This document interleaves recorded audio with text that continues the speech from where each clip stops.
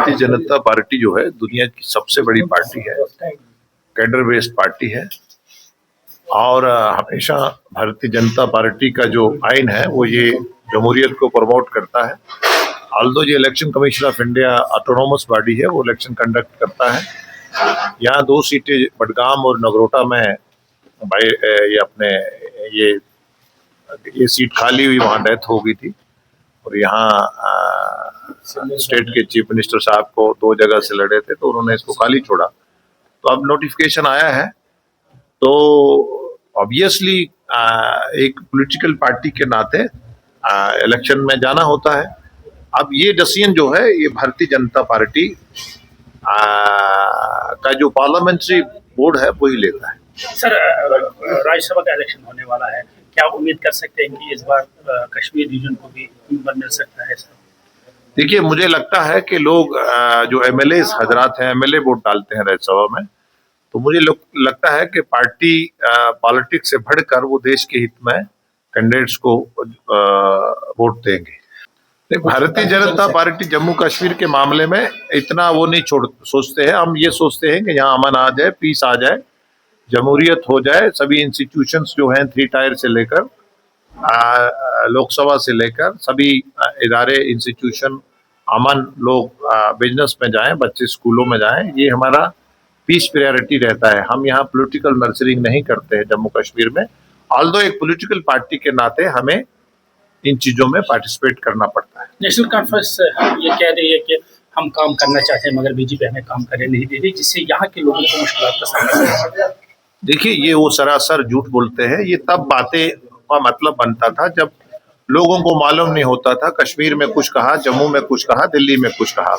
Chief minister साहब जहाँ उनके जब मिनिस्टर चलते हैं, उनको 3-3, 4-4 मिनिस्ट्रीज हैं, तो उनके साथ 100 गाड़ी चलता है, पब्लिक चक्कर से चलता है। अब ये झूठ नहीं बोल सकते, ऐसा वो नहीं कह सकते कि हमारे पास पावर्स नहीं है। मैं एक सांसद हूँ, मेरे पास घर नहीं है, चीफ मिनिस्टर साहब स्टेट डिपार्टमेंट के हेड है, तो वो नहीं देना चाहते मुझे, तो मैं क्या करूँ? मैं इनको मुबारकबाद दूंगा। समीर साहब ने जो देखिए काम करना चाहिए, इनको बहुत कश्मीर के बच्चों को, नौजवान को स्टार्टअप स्टैंड अप के जरिए बहुत अपॉर्चुनिटीज है। Ease of doing business, Bharat सरकार में नरेंद्र मोदी जी की रहनुमाई में बिजनेस बहुत आसान करा है ताकि हर कोई आदमी अपना व्यवसाय और नौकरी देने वाला बने। ये हमारा, बाकी हम बच्चों से, स्टूडेंट से लेकर, खेलकूद से लेकर, टीचर से लेकर, इंडस्ट्री से लेकर, अभी एक बहुत बड़ा रिफॉर्म करा है जो जीएसटी का रिफॉर्म है, जो खाने वाली एशियाज हैं, जो डेली यूज की इस्तेमाल है, उसके भी हमारा प्रोग्राम है डाउनटाउन में।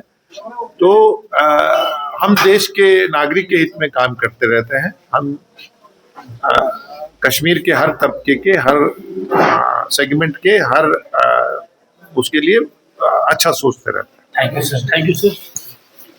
भारतीय जनता पार्टी जो है दुनिया की सबसे बड़ी पार्टी है, कैडर बेस्ड पार्टी है और हमेशा भारतीय जनता पार्टी का जो आइन है वो ये जमहूरियत को प्रमोट करता है।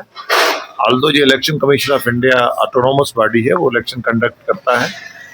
यहाँ 2 सीटें बडगाम और नगरोटा में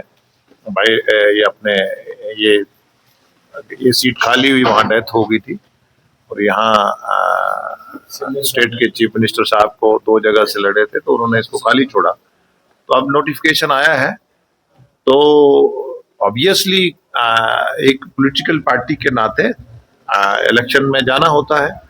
अब ये डिसीजन जो है ये भारतीय जनता पार्टी का जो पार्लियामेंट्री बोर्ड है वही लेता है। सर, राज्यसभा का इलेक्शन होने वाला है, क्या उम्मीद कर सकते हैं कि इस बार कश्मीर रीजन को भी मिल सकता है? सर देखिए, मुझे लगता है कि लोग जो एमएलए हजरात हैं, एमएलए वोट डालते हैं राज्यसभा में, तो मुझे लगता है कि पार्टी पॉलिटिक्स से बढ़कर वो देश के हित में कैंडिडेट्स को वोट देंगे। भारतीय जनता पार्टी जम्मू कश्मीर के मामले में इतना वो नहीं सोचते हैं। हम ये सोचते हैं कि यहाँ अमन आ जाए, पीस आ जाए, जमहूरियत हो जाए, सभी इंस्टीट्यूशंस जो हैं 3 टायर से लेकर लोकसभा से लेकर सभी इदारे इंस्टीट्यूशन अमन, लोग बिजनेस में जाएं, बच्चे स्कूलों में जाएं, ये हमारा पीस प्रायोरिटी रहता है। हम यहाँ पॉलिटिकल नर्सरिंग नहीं करते हैं जम्मू कश्मीर में। ऑल्दो एक पॉलिटिकल पार्टी के नाते हमें इन चीजों में पार्टिसिपेट करना पड़ता है। नेशनल कॉन्फ्रेंस ये कह रही है कि हम काम करना चाहते हैं मगर बीजेपी हमें काम करने नहीं दे रही, जिससे यहाँ के लोगों को मुश्किल का सामना करना पड़ रहा है। देखिए, ये वो सरासर झूठ बोलते हैं। ये तब बातें का मतलब बनता था जब लोगों को मालूम नहीं होता था। कश्मीर में कुछ कहा, जम्मू में कुछ कहा, दिल्ली में कुछ कहा। चीफ मिनिस्टर साहब जहाँ उनके जब मिनिस्टर चलते हैं, उनको 3-3, 4-4 मिनिस्ट्रीज हैं, तो उनके साथ 100 गाड़ी चलता है, पब्लिक एक्सचेकर से चलता है। अब ये झूठ नहीं बोल सकते, ऐसा वो नहीं कह सकते कि हमारे पास पावर्स नहीं है। मैं एक सांसद हूँ, मेरे पास घर नहीं है, चीफ मिनिस्टर साहब स्टेट डिपार्टमेंट के हेड है, तो वो नहीं देना चाहते मुझे, तो मैं क्या करूँ। सर